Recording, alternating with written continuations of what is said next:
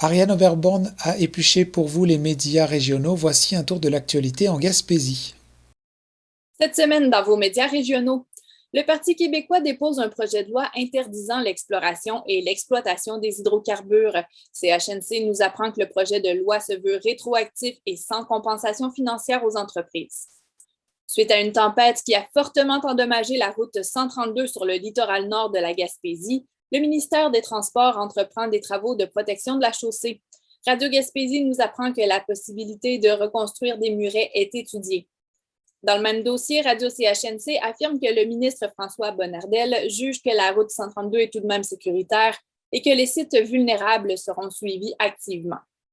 Sur le site magaspésie.ca, on lit que la ville de Chandler décide de ne pas s'impliquer dans la protection du château du Buc, à moins que d'autres partenaires ne s'engagent dans le dossier.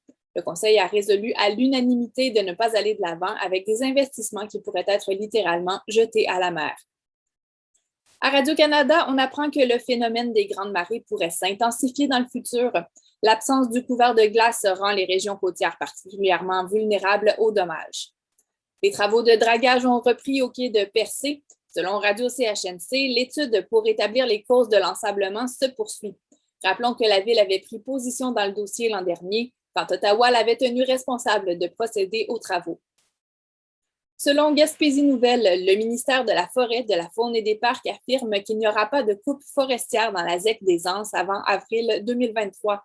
L'échéancier de coupe initialement prévu en 2021 a été repoussé afin de mieux caractériser le milieu, après que des citoyens aient soulevé la crainte de voir, entre autres, une cédrière de 600 ans décimée.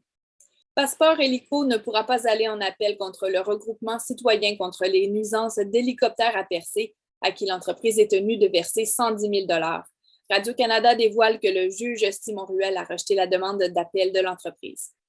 Et finalement, Pierre-Luc Bugeaud est élu une seconde fois à la présidence du syndicat des infirmières, infirmières auxiliaires et inhalothérapeutes de l'Est du Québec. Magaspésie.ca révèle qu'il souhaite se pencher sur l'épuisement du personnel, entre autres. Voilà qui fait le tour de vos informations régionales.